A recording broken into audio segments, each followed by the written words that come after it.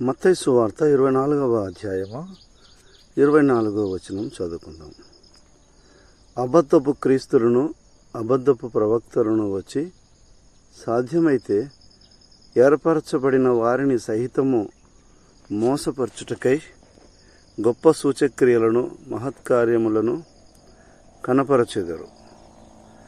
ఏర్పరచబడినటువంటి వారిని మోసపరచుటకై ఈ దినాన దుష్టుడు పనిచేస్తున్నాడు. ఏర్పరచబడినటువంటి వారిని సహా మరి మోసము చేసి మోసపు మార్గాలలో, అక్రమ మార్గాలలో దేవుని వాక్యం నుండి తప్పించి దేవుని సన్నిధిని వారు నిర్దోషులుగా ఉండకుండా మరి తప్పించబడేటువంటి ప్రయత్నాలు ఏదో కలుగుతూ ఉన్నాయి. కనుక దేవుని యొక్క బిడ్డలారా, ఇంకొక మాట మనము చదువుకుందాము. మార్కు సువార్త 8వ అధ్యాయము 31వ వచనం నుండి కొన్ని వచనాలు చదువుతూ ఉన్నాను.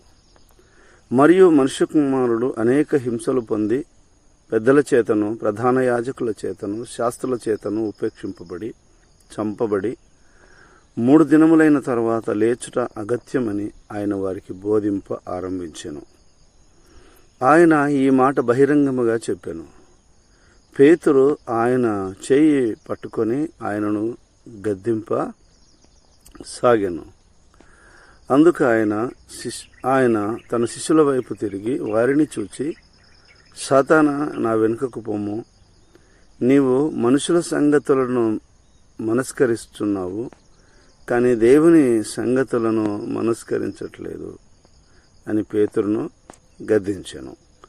చూడండి దేవుని బిడ్డలారా, ఇక్కడ యేసు ప్రభువు యెరూషలేములో ఆయన పొందబోయే హింస, యెరూషలేములో శాస్త్రుల చేత, ప్రధాన యాజకుల చేత ఉపేక్షింపబడి చంపబడి సమాధి చేయబడి 3వ రోజున తిరిగి సజీవుడిగా లేస్తాను అని ఆయన పలుసార్లు తన శిష్యులకు చెప్తూ వస్తున్నాడు. చెప్తూ ఉన్నప్పుడు పేతురు ఆయన చేత పట్టుకొని ఆయనను గద్దింపసాగాను. ప్రభా, ఇది నీకు దూరమవునుగాక, ఆ మరణం నీకు కలగకుండాను కాక అని యేసు ప్రభు చేయి పట్టుకొని ఆయన్ని గద్దిస్తూ ఉన్నాడు. ఇంకొక సువార్తలో మనం చూస్తాము, ఆయన శిష్యుల వైపు తిరిగి పేతురు వైపు చూచి, సాతానా, నా వెనుకకు పొమ్ము, నీవు మనుషుల సంగతిని ఆలోచిస్తున్నావు, నీవు నాకు అభ్యంతర కారణంగా ఉన్నావు అని యేసు ప్రభు మాట్లాడుతూ ఉన్నాడు.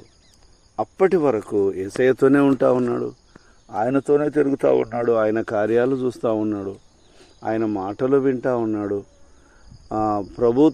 ప్రభు కొరకు ఏర్పాటు చేయబడినటువంటి శిష్యుడు, పరిశుద్ధత కలిగి, పవిత్రత కలిగి, ఆయన విశ్వాసముతో వెంబడించవలసిన ఆ యొక్క పేతురు అనేటువంటి ఈ యొక్క శిష్యునిలో మరి సాతాను ఉన్నాడు. సాతానా, నా వెనుకకు పొమ్ము అంటున్నాడు. మనుషుల సంగతులను తలంచున్నావు కానీ దేవుని సంగతులను ఆలోచించట్లేదు, నాకు అభ్యంతర కారణంగా ఉన్నావు అని మాట్లాడుతూ ఉన్నాడు. చూడండి పేతురును ఎట్లా మోసగిస్తున్నాడు సాతాను.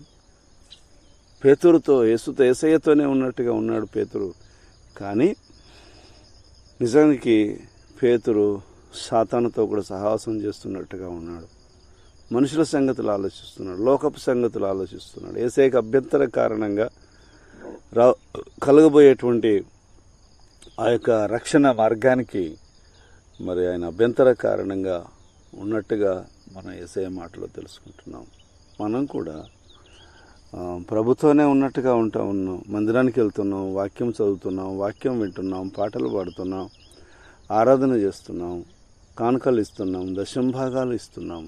కానీ మన ఆంతరంగికంగా మనకు 2వ పేజీలో లోకం గురించి ఆలోచిస్తున్నాం, మనుషుల సంగతులు తలంచుతున్నాం, ఆయనకు అభ్యంతర కారణంగా ఉన్నాం. ఆయన ఇష్టపడని కార్యాలు మనలో ఇంకెన్నో దాగి ఉన్నాయి.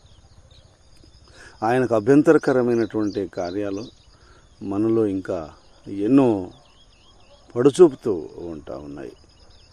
కనుక దేవుని యొక్క బిడ్డలారా, ఒక పక్క యేసు ప్రభుతో ఉన్నట్టుగానే ఉంటున్నాం, కానీ నిజానికి మన అంతరంగం సాతానుతో ముడిపడి ఉంది. ఎంతగా మోసగిస్తున్నదో ఒకసారి ఆలోచించు నీ హృదయాన్ని. దుష్టుడు ఏర్పాటు చేయబడ్డావు దేవుని కొరకు పరిశుద్ధ యాజకులుగా, పరిశుద్ధ జనాంగంగా, ఆయన ప్రియ బిడ్డలుగా, పరిశుద్ధులుగా, ఇంకా నిర్దోషులుగా ఉండడానికి నువ్వు ఏర్పాటు చేయబడ్డావు. నీ ఏర్పాటులో నుండి నిన్ను ఎంత సులువుగా సాతాను నీ ఏర్పాట్లను నేను తప్పిస్తుంది. ఒక్కసారి నువ్వు ఆలోచన చేయి. ప్రభుకు అభ్యంతర కారణంగా లేవా నీ యొక్క క్రియలు? మనుషుల సంగతులే తలంచట్లేదా? మనుషులు ఏం తలస్తారు? ఏమి తిందుమా, ఏమి త్రాగుదుమా, ఏమి ధరించుకుందుమా అని మనుషులు ఈ లోక కొరకు ఆలోచిస్తూ ఉంటారు. నువ్వు కూడా లోకం కొరకు ఆలోచిస్తున్నావు. లోకానుసారంగానే నువ్వు ఆలోచిస్తున్నావు. ప్రభు కొరకు కాదు. ప్రభు కార్యాలు ఎదుగు నువ్వు ఆలోచించట్లేదు. ప్రభు పనులు నువ్వు ఆలోచించట్లేదు.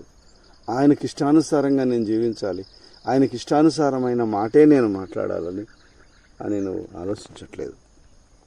గనుక చూడండి, ఏర్పరచబడిన వారిని సైతం మోసపుచ్చడానికి దుష్టుడు ఏ విధంగా పనిచేస్తున్నాడో మనము ఎదుగో ప్రియ దేవుని యొక్క బిడ్డలారా గమనించుకోవాలి. ఇంకా చూసినట్లయితే కొరింథీయులకు రాసినటువంటి మొదటి పత్రిక 15వ అధ్యాయము 55వ వచనం నుండి కొన్ని మాటలు నేను చదువుతా ఉన్నాను, విందాం. ఓ మరణమా నీ విజయం ఎక్కడా? ఓ మరణమా నీ ముల్లెక్కడా?